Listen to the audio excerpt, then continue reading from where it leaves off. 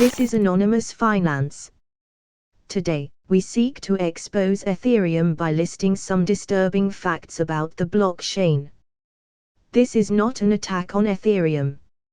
Rather, we aim to provoke thought by presenting counter-arguments to the propaganda around the Ethereum network, and the likelihood that it will replace Bitcoin over time. We are not anti-Ethereum and hold some tokens ourselves. But if you are a cryptocurrency investor, it is essential you know everything about the assets you hold. If you don't, you are gambling. The first major problem with Ethereum is the 70% pre-mine that occurred at its inception. Many people will be surprised about this as it doesn't appear to be common knowledge. You may not even believe this statement. We encourage you not to believe us, but instead to conduct your own research. You will discover that 70% of the initial supply of Ethereum was pre-mined and the tokens distributed to venture capitalists and the founders. It is difficult to argue that this constitutes a fair launch and could not be further from the immaculate conception of Bitcoin, which anybody could mine from the moment of launch. Under the Ethereum 2.0 proof-of-stake system, pre-mine insiders get progressively richer for doing nothing but staking their pre-mined coins. The algorithm that selects a node to validate the next transaction block is random, but with inherent built-in bias towards validators who have the most Ether staked, and have been staking for the longest. The more Ether you have staked, the more influence you have over the consensus system. This is the opposite of Bitcoin, where actual energy must be expended in a brute force war to mine the next block. With Ethereum 2.0, if you have coins, you get more for doing nothing. For those who were given Ether in the 70% pre-mine or have the funds to buy a large volume of Ether, this gives them the ability to print currency out of thin air. The exact opposite of Bitcoin. The second problem with Ethereum is that it has no fixed monetary policy.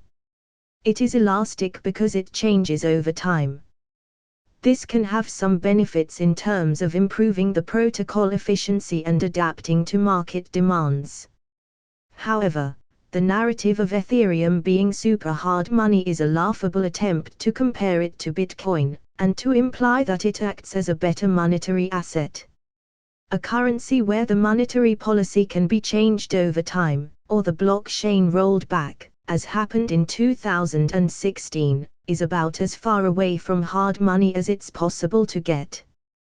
The third issue with Ethereum 2.0 is the capital requirement to run a validator node and the centralization of nodes that this leads to. Currently this is 32 Ether, which is a significant amount of money when measured in dollars. Many everyday investors do not have 32 Ether available to run a node. Smaller investors will stake their Ether in pools run by the likes of Coinbase, Kraken and Binance. Other large holders of Ether such as ETFs will likely do likewise once launched to earn a yield. Do you think that a validation network controlled by a small set of supernodes would be difficult for a powerful government to coerce? This is a question we urge you to consider seriously. We believe that the high entry requirement to run a validator node will make the validation of Ethereum transactions extremely centralized and also poses the obvious risk of loss to the smaller investors staking the coins on centralized exchanges. Not your keys, not your coins.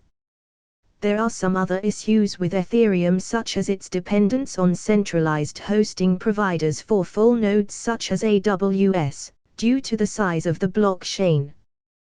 There are decentralized solutions being built to tackle this problem such as POKT network, and we hope they succeed. The purpose of this video has been twofold. 1. To expose the truth about some propaganda surrounding Ethereum being the same as, or better than Bitcoin. Neither of those statements are objectively true. 2. To encourage Ethereum holders to truly understand the risks involved with the asset they own. We retain our holdings of Ether, but in proportion to their risk against Bitcoin. We are Anonymous Finance. Help others by liking, letting us know your thoughts, and most importantly, becoming a subscriber. May you be prosperous and free.